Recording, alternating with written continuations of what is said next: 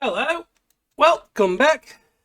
I'm missing, and this is Timberborn. And well, I've recorded myself, and I was gonna do like a fast forward thing, finishing out the picture perfect city, but it was 7 hours worth of waiting on trees to grow and just doing some fine tuning to get it where I accepted it as picture perfect.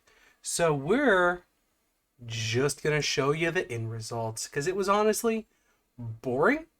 And I could just show you the highlights, but the highlights were just me fine tuning things. And let's be honest, you just want to see the final results. So we have a nice circle up here of the gravity batteries, which were in the last videos. I do need to get, or the power is down right now, but it will come back up whenever things speed up. It is pretty rare that it completely bottoms out.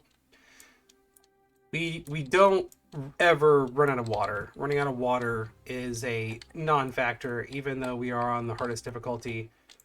These are being built right now, so that's why they look empty. This area back here is the only area that isn't super tight. This is the last area that was built in. We did have the big like waterfall thing back here, but it kind of just made the water ripple massively whenever dry season ended. So I decided that wasn't effective because I don't think they wanted the raging waters in their perfect city every season. Plus, we needed some place for mud baths and carousels. So that ended up going bye-bye. Man, waiting on those trees. Whew. That was horrid. Then we have our submerged water pumps for when the water does get low, which is so infrequent now that it's not even funny. Our Alitos do often not have enough water to work, but our happiness levels are so high anymore that it doesn't really matter. We've had enough science to have everything done for so long that the observation center is basically completely ineffective. As you can see, we actually have no beavers working whatsoever. We have exactly enough golems to do everything perfectly. We have a little bit of production refineries back here just to kind of, we couldn't fit everything so tightly back here, so that stuff got moved up here, which is perfectly fine. We have our community shower center back here because these beavers love to see each other naked and bathe in wet. Dirty little beavers. And then we have a nice little cooking center right here with some grist mills and stuff. We do have some more cooking just kind of scattered throughout, but this is one of the sections where cooking is. And then we have the core of our water production where they can pump their logs. All operated at barrel bots right now. So all hours of the day. This is where we get all of our aquatic foods. Doesn't really take a whole lot of space for them to get happiness from it. I think we should be at 100% on it. Cattail crackers, grilled fatter duck. Yep. So yeah, it doesn't take a lot of space. We have a water dump since we can't trust the water to stay full, just keeping that topped off. Also operated by our barrel bot. Perfection. Right here is all of our housing. Have our monuments. We have enough roofs to keep them happy. We have just a couple rooftop terraces, some bushes, some beaver statues. Everything is perfect.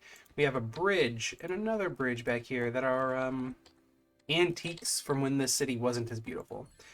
We have our temple back here. It's where it fit, so it's where it sits. I also like that it looks over this, and it looks over the death-defying cliff of doom. You do wonder what the beavers see out there, don't you? Like, do they just see the empty skybox, or do you think they're looking out into a beautiful plain? And of course, we have our pyramid. Without this pyramid, this build would be completely, there'd be no purpose.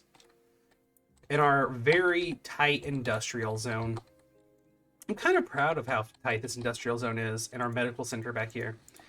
I mean, it is there is no inch that is not being used. We do run short on materials sometimes to produce new barrel bots, but it is pretty rare that it becomes an issue. Usually it's produced by a shortness of logs or whenever I produce new things. And I did just make this row of just like things because I had this row of like this is it's platforms over water. So I needed something to shove on there. So I just decided, yeah, why not shove decorations on there?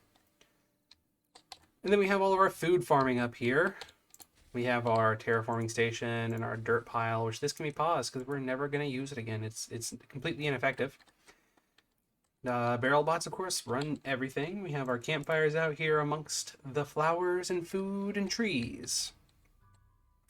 All the same wood that we're farming is the same ones that we're using tapper shacks and gatherer flags to get chestnuts and all of our other resources that come from trees. If they just happen to produce it, we collect it. We also have our dandelions out here, and we have more than we ever need, and we just have 3 rows left. I had more, but I didn't need them, so I had to get rid of them.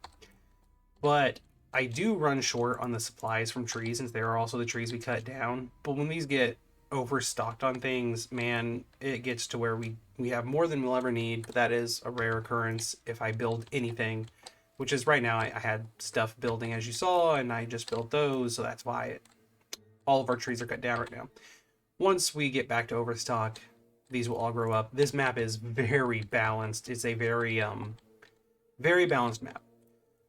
But I think, in my opinion, this is about as picture perfect as I could get.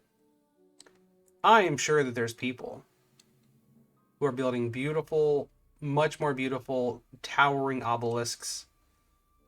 But I didn't really want that. I just wanted nice, compact, simplistic. I didn't want a couple million beavers. I like the nice few 83 beavers I have, which 83 is really more than I expected. I don't need any, because I don't have any working, and I have 3 barrel bots right now. I really could get rid of most of my housing, but what's the point in having this if I don't have some beavers to enjoy it? But there we go. The picture perfect city of Timberborn is done. We've completed it. I hope you guys are impressed with it, as I'm not, because I had to sit through this all.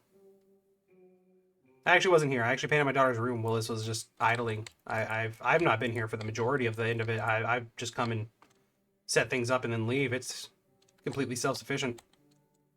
Just takes forever to do anything. Which does bring me to my last observation of having played this.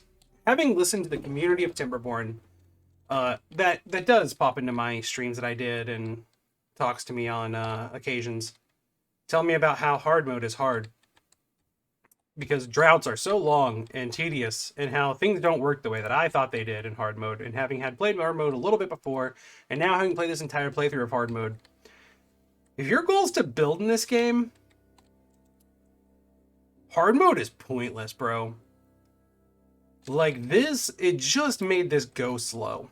That's all it did. Like, I died out a couple of times. I won't pretend I didn't, but it just made game go slow. Like, I learned how to play it relatively quickly, and all it is build more water storage, build bigger canals. It operates the exact same way as normal mode. It is just annoying. It is all it is. I mean, maybe they'll change it in the future, given that this game is so early and was constantly being developed. Don't get me wrong, hard mode is harder by definition, but it is, once you know this game in any way, it's pretty easy to work around. If your goal is to build like nice cities and not just survive droughts, it's like I've said from when I started playing this game, hard mode is pointless for that. Yes, if your goal is to survive long and painful droughts, hard mode will do that for you. If your goal is to build, all hard mode does is make it go slower. It doesn't actually make it more complicated or anything like that, besides build more water storage, which honestly you're probably going to do anyhow, because generally speaking you have the space to do it, and water storage is an inherent part of this game, so you build your cities around the idea of building water storage. I don't know, maybe that's just how my brain works, but irrigation, I mean, maybe it's because I was raised actually legitimately on a farm and I just know how irrigation works, but doing these irrigation canals like this, I had to put them closer together because my water levels got lower more often. So I had to put in closer together irrigation canals that allowed the land to stay irrigated more often, so that they didn't ever go dry. I mean, and these tiles don't ever go dry. They're always wet. They always grow. They grow constantly throughout every season. I've never seen these since I put these irrigation canals in. I've never seen these have even a barren patch in the middle. I just put one in and I measured how far it was out during the last day of the longest dry season I saw.